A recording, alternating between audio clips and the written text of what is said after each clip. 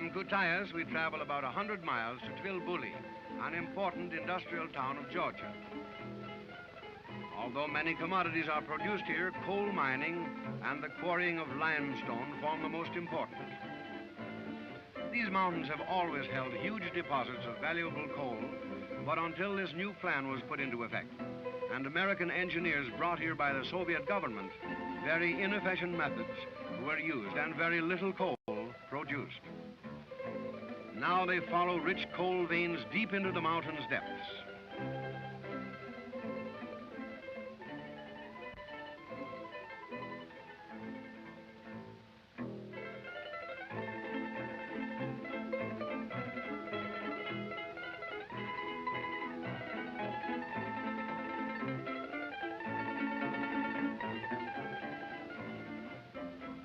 There is a veritable network of tracks that have been laid just to transport the coal from the deep mines to the modern crushers, washers, and sorters. When you consider the vast increase in production of these methods over the old, it is easy to realize what an improvement has been made. Workers used to hack at the mountainsides with picks and shovels, using manpower instead of machinery. In the place of powered equipment, they used the mountain streams to turn the wheels and to carry, screen, and wash the coal.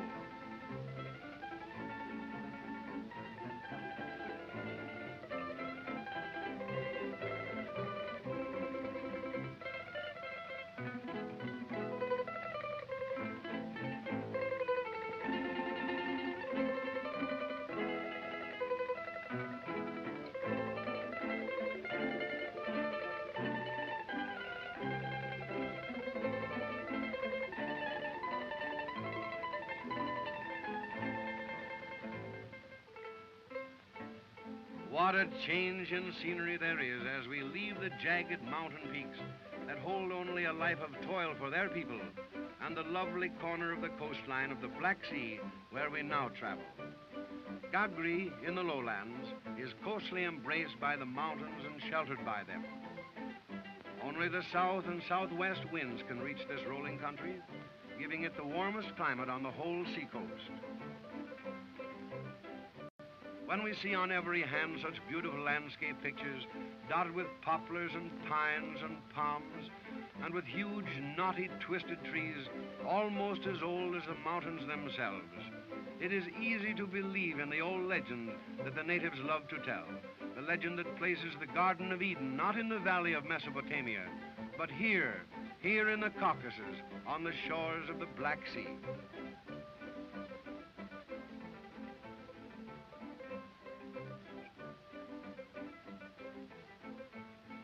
On our way to Batumi, as we pass through Sukhum, where there are many sanatoriums and health resorts and government reserves. You see, throughout all its changes, Russia has held to a constant study in the matter of scientific experimentation. The climate of this section is so suitable for research that here we find a magnificent botanical garden where study puts agriculture on a scientific basis. And for 25 years, they have been experimenting in the crossbreeding of animals. The results of these experiments with monkeys, baboons, gorillas, and apes have been so successful in creating not only better breeds of animals, but in aiding mankind in the medical field, that the government has seen fit to appropriate even more money for their continuation.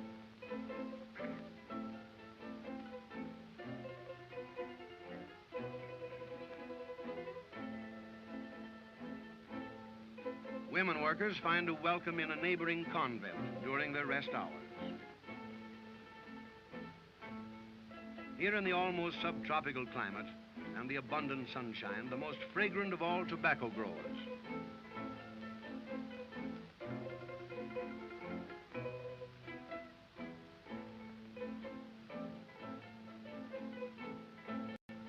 This is Turkish tobacco. The leaves are smaller than our American tobacco, and each leaf is hand-picked and then cured in the open sun. Over 90% of all tobaccos grown here are imported for use by American manufacturers. All around the Black Sea, agriculture flourishes, and all kinds of methods are used, some as old as they are. Goat raising on the slopes is one of their chief occupations. Grazing is plentiful, and they're valuable for their milk and their hides and their meat.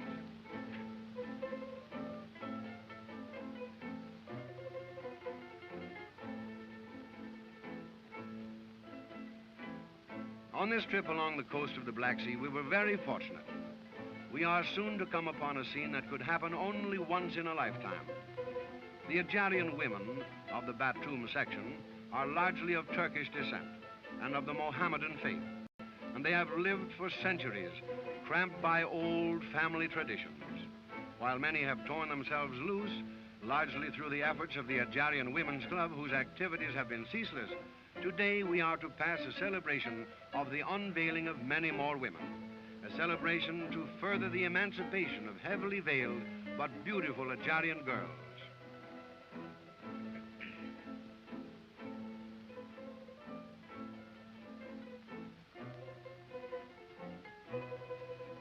On our arrival, we find a great gathering thrillingly addressed by the commissaire of the People's Council. Other leaders tell these girls that their custom is ancient, that it was conceived when man's fund of knowledge was limited. Now is the time to uncover the face, to lift those black heavy veils, to enjoy all the new culture and education that is the right of every citizen. Look at those beautiful faces.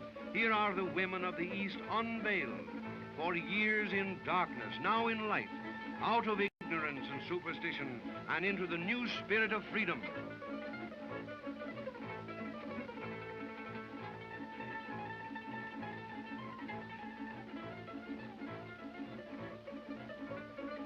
After the unveiling, we lingered to watch the joyous festivities. This was a great day, a glorious day, feasting, singing, and dancing.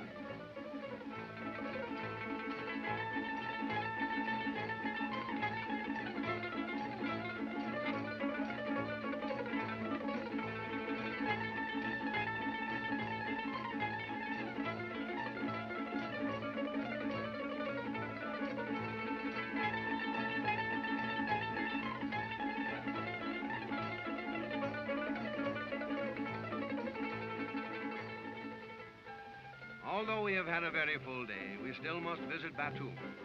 For there we are to take boat across the Black Sea to the Crimean resorts. Batumi is one of the greatest seaports of the Near East, and it is the cultural center of the Adjar Republic. The city life has a European aspect, with its sidewalk cafes and its crowded business street and its busy stalls.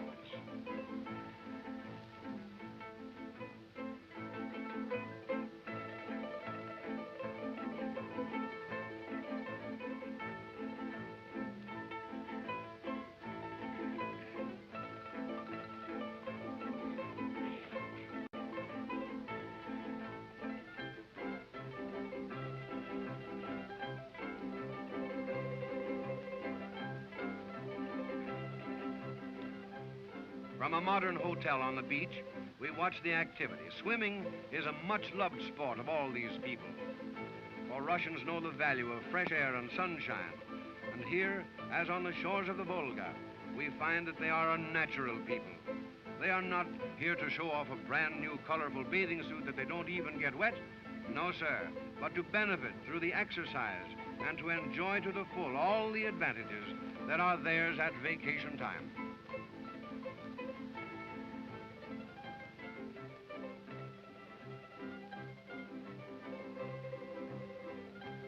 From this beach, as we look back toward the Caucasus, we can see an endless panorama. The sun, the sea, the exuberant plant life, and the mountains make an ever-changing but an ever-beautiful picture resembling a vast natural garden.